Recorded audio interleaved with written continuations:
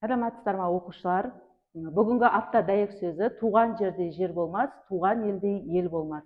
Олай болса бүгінгі сабағымыз алдыңғы сабақта берілген үй тапсырмасынан бастаймыз. Үй тапсырмасы қандай? Олай болса үйге берілген тапсырма бойынша қазір сұрақтарға жауап береміз. Бірінші, дененің массасы. Келе.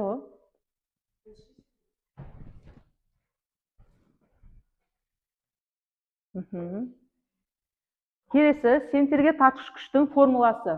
Кім айтады? Күштің формуласы? Иә.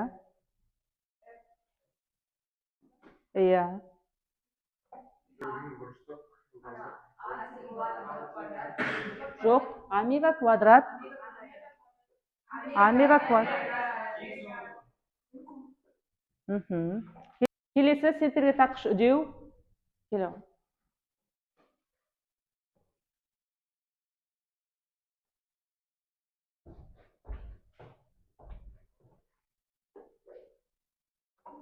Дұрыс.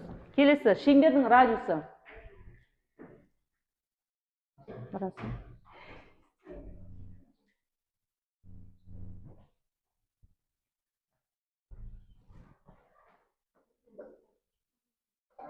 Сызықты жылдам, қоямын. Дұрыс па, тексере ғой. Өте жақсы, отыра ғой.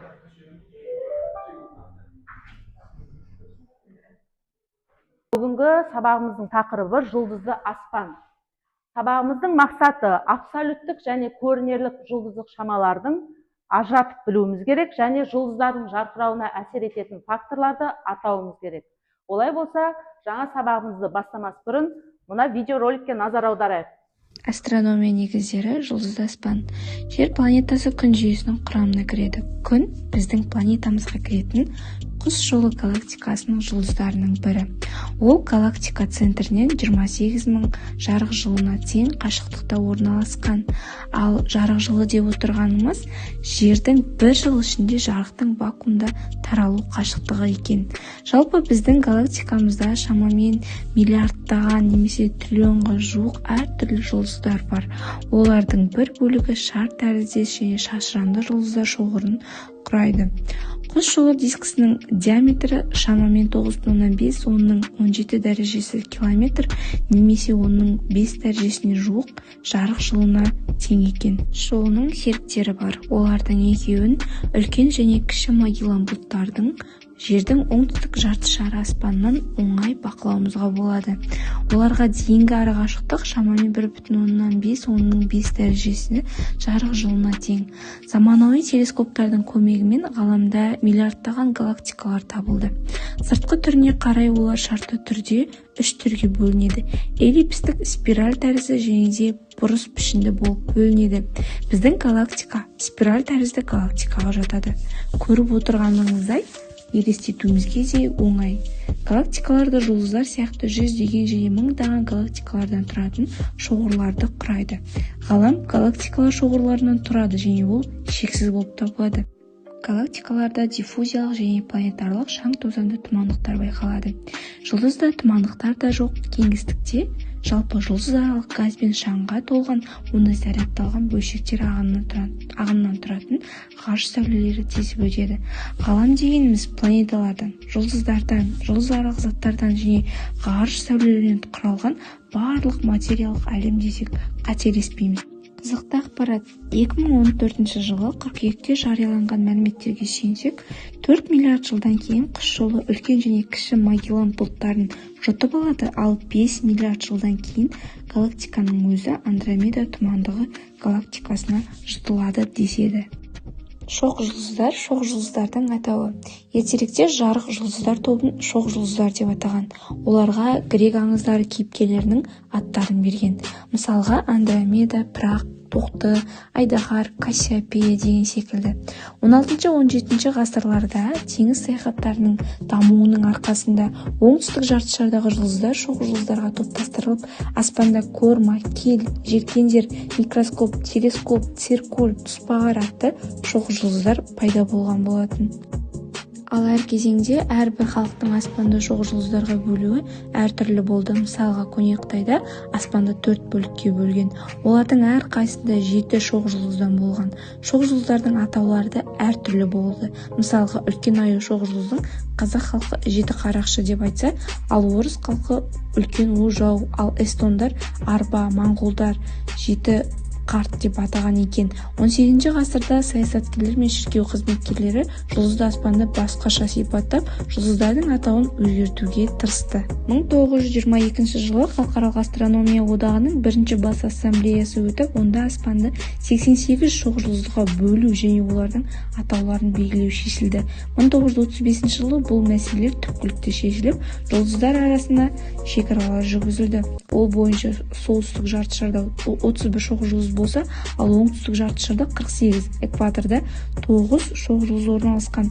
Шоқ жұлдыз дегеніміз аспанның жұлдыздар тобы орналасқан нақты шекарасы анықталған белгілі бір бөлігі. Видеода көргеніміздей, жарық жылы жердің бір жылы ішіндегі жарықтың вакуумда таралу қашықтығы. Олай болса, бір жарық жылы дегеніміз, міне, бір жылды вакуумдағы жарық жылдамдығына көбейткенге тең. Бір жыл деп отырғанымыз, бір жылда неше күн бар? 365 күн бар екенін білеміз. Әр күнде неше сағаттан? 24 сағаттан бар. Әр сағатта неше секундтан бар?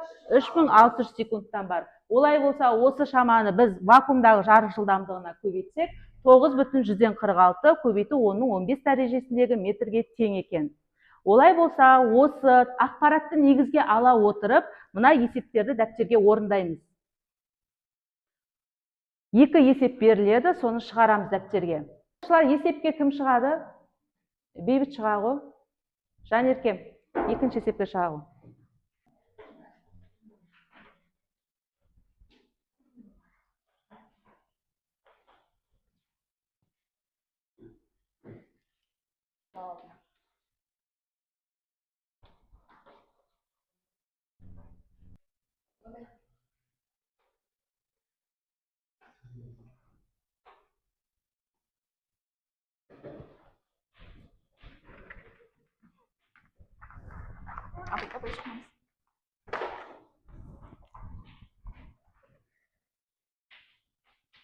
Оқушылар, келесі есебіміз біздің Фокстың формуласына арналған. Осы формуланы қолдана отырып, есепті шығаруымыз керек.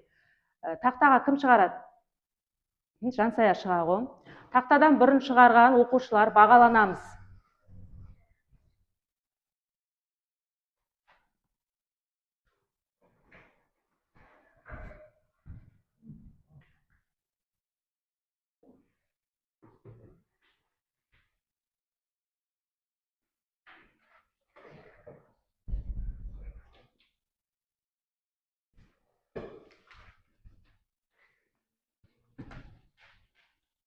Қазір қолдарыңызда бағалау парағын беремін. Осыған тапсырмалар бойынша дескрипторға қарай отырып, бағалап отырамыз өзімізді.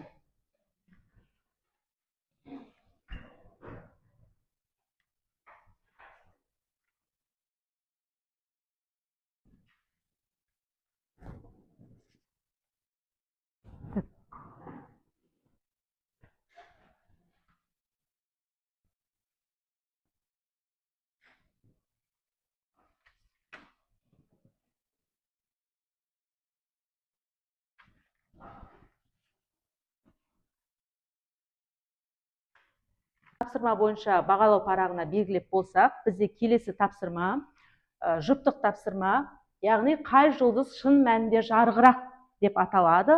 Бұл жерде оқушылар бірінші қатар Сүмбіле мен Арктур, екінші қатар Бега мен Бетельгейзе, үшінші қатар Темірқазық пен Альтайр жұлдыздарын біз қолымыздағы телефон арқылы, яғни ай ақпарат жинау арқылы қайсы шын мәнінде жарығырақ екенін анықтауымыз керек. Олай болса, бірінші қатар Сүмбіле мен Арктурдың кестесі бойынша толтырамыз, екінші, үшінші қатарлар дәл солай осы кестені толтыратын боламыз. Оқушылар жұптық тапсырма бойынша бірінші қатардан кім жауап береді?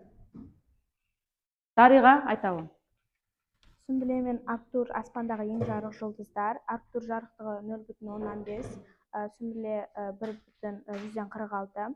Сүмбіле аспанда жарық көрінеді, бірақ шын мәнінде Арктур жарығы. Өте жақсы. Келесі, екінші қатар бойынша кім жауап береді? Нұрасыл. Вега және Бетельгейс жұлдыздарының көрнелік шамасы Вега 0,3-ке тең, ал Бетельгейс 0,50-ге тең. Абсолюттік шамалары Вега 0,78-ге тең, Бетельгейс -5,85-ге тең. Қашықтығы Веганікі 25 метр, 25, Бетельгейстікі 6,2. Қорытындыда Вега жарқырақ көрінеді, көзге, бірақ шынында Бетельгейс жарық. Өте жақсы. Отыра ғой. Келесі, үшінші қатар кім жауап береді? Бейбіт. Темір газдық бізде көрнелік шамада 1,97, ал Алтайдікі келгенде 0,177. Жалпы Алтайға келетін болсақ, ол тек көзге көрінгенде жарқырақ көрінеді, ал темір газдық абсолютті түрде Шын мәнінде негізі жарығырақ екен, дұрыс па оқушылар? Жақсы, өте жақсы. Оқушылар, келесі тапсырма бізде 7 қарақшы жұлдызы туралы ақпарат берілген. Соны Жанеркем тақта ашып оқимыз. Оқушылар, мән беріп мәтінді тыңдап отырамыз. Қазір бізге сұрақтар беріледі, соларға жауап беретін боламыз. Дәл осылай бағаланамыз. Қазақ халқы ертеден-ақ аспан әлемін бақылап, жұлдыздарға ерекше мән берген. Солардың ішінде 7 қарақшы шоқжұлдызы халық арасында кең таралған. Ол 7 ұры туралы аңызбен байланыстырылады. Қазақтар түнде бақытты анықтауда осы жұлдызды жиі қолданған. 7 қарақшы жұлдызы көрнерлік жұлдыздық шамаға жатады, өйткені біз оны жерден бақылағанда жарықтығы байқалады, ал абсолютті жұлдыздық шама жұлдыздың шынайы жарық шығару қуатын сипаттайды. Жақсы, Жанеркем, отырағы. Оқушылар түсіндік па мәтінді? Олай болса, сұрақтарға жауап береміз қазір. Және де қолдарымызда бағалау парағына белгілеп отырамыз. Бірінші, 7 қарақшы жұлдызы туралы қазақ халқында қандай аңыз бар екен? Қол көтеріп жауап берейік. Бейбіт айтауы. 7 ұры туралы екен, дұрыс. Өте жақсы. Келесі сұрақ бізде. Бұл шоқжұлдызды қазақ халқы қандай мақсатта пайдаланған? Кім айтады? Жансая айта ғой.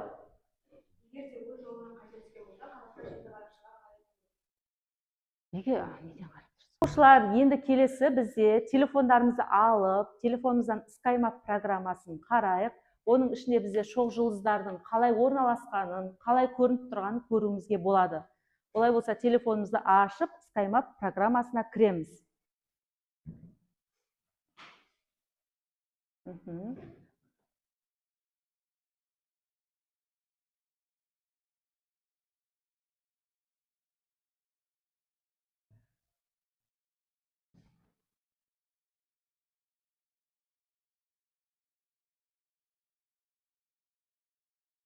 Оқушылар, көріп жатырмыз ба?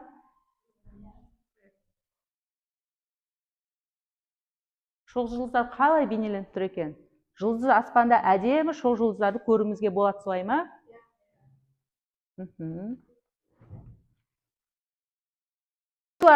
Келесі бізде шығармашылық тапсырма менің шоқжұлдызым жобасы. Бұл жерде не істейміз? Өзіміз қандай да бір шоқжұлдызды ойлап табамыз. Соған атау береміз, және де оған суретін салып, қысқаша аңыз немесе сипаттама жазамыз. Барлығымыз өзіміз жұптасып орындасақ та болады екі-екіден. Қолымызға мынандай қағаз таратам, қазір сол бойынша суретін саламыз.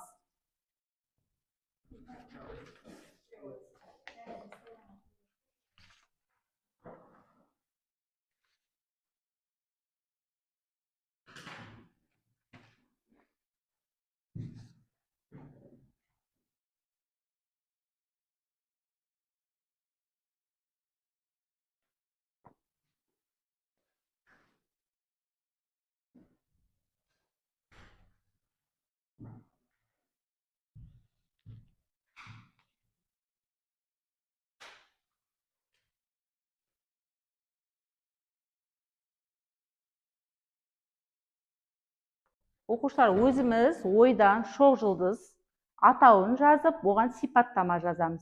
Әдемі қылып суретін саламыз.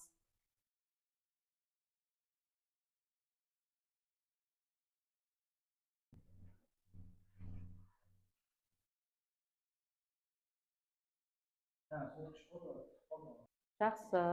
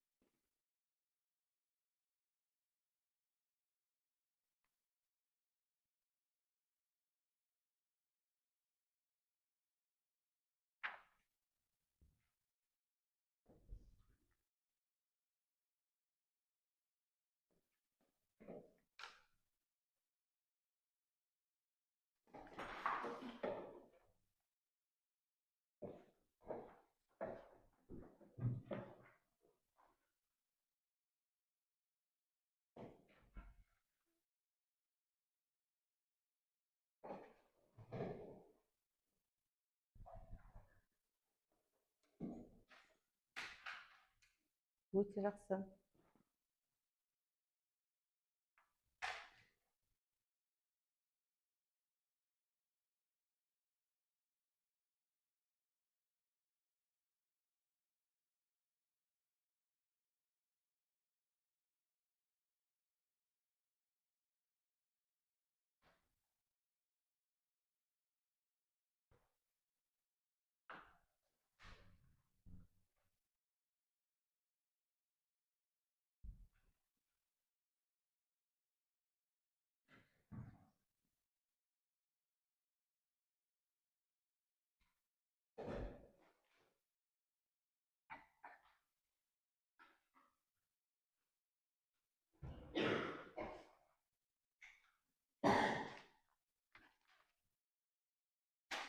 Оқушылар, өзіміздің шоқ жұлдызымызды ойлап таптық па?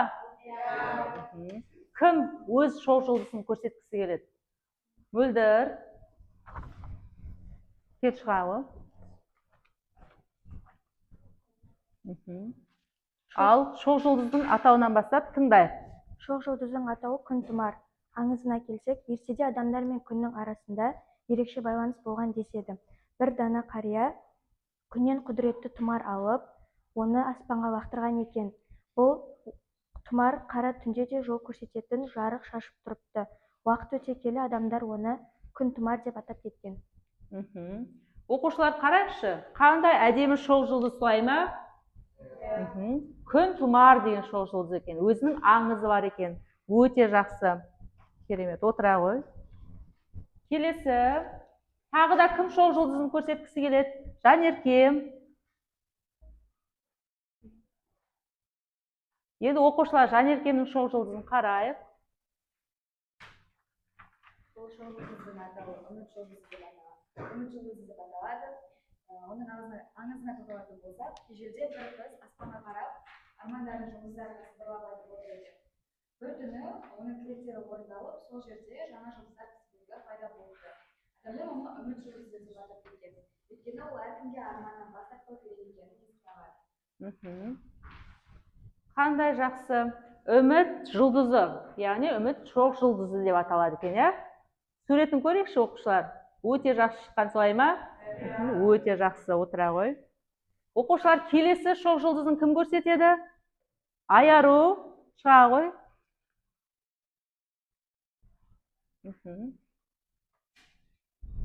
Бұл шоқ жұлдызы жүрек қанаты деп аталады. Ал аңызы бойынша баяғыда аспан мен жер арасы жалынған жарық болған екен. Оның екі қанаттың арасында алаулы жанған жүрек нұры бар еді. Ол адамдардың мейірімін, сүйіспеншілігін және үмітін сақтайтын жалғыз от болатын. Өте жақсы. Қандай жұлдыз? Бізде жүрек қанаты деп аталады екен. Оқушылар қарайықшы жұлдызға. Өте жақсы, иә? Өте жақсы, отыра ғой. Біз сонда әртүрлі шоқ жұлдыздарды көрдік, солай ма? Әдемі шоқ жұлдыздарды ойлап табуға болады екен. Олай болса, келесі бізде қазір тақтаға QR код шығарам. Сол бойынша сабағымызды бекітейік. Барлығымыз сұрақтарға дұрыстап жауап береміз. Оқушылар, бүгінгі сабағымызды бекіту үшін тақтадағы QR-ға кіріп, тест тапсырмасын орындаймыз. Барлығымыз QR-ға кіре қояйық.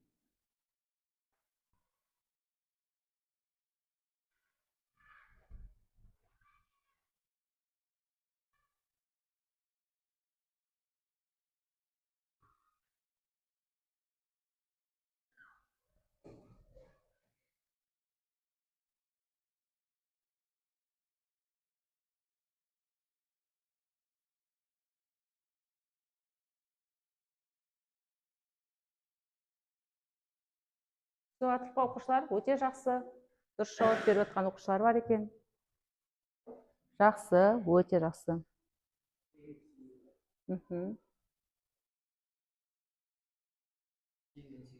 Өте жақсы.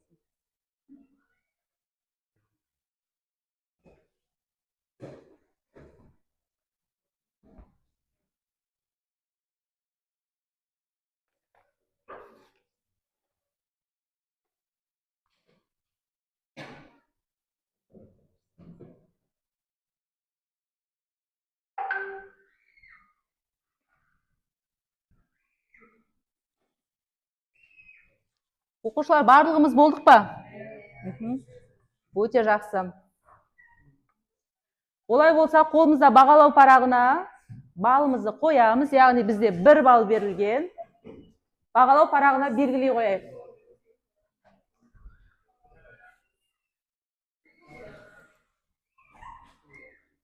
Оқушылар, бүгінгі сабақ бізге түсінікті болды ма?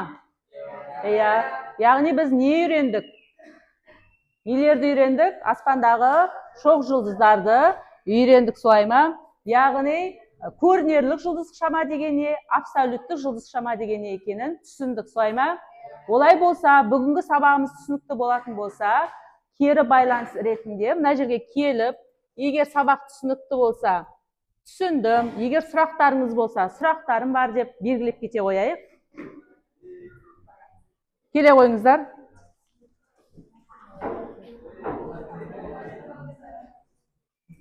Кішкене астыңғы жағын баса қойың, балдар. Астыңғы жағын басамыз.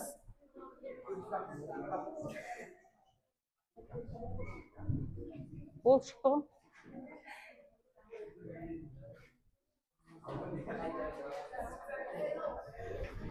Оқушылар, бүгінгі сабақ түсінікті болса, өте жақсы. Олай болса, үй тапсырмасын жазып алайық мына жерден.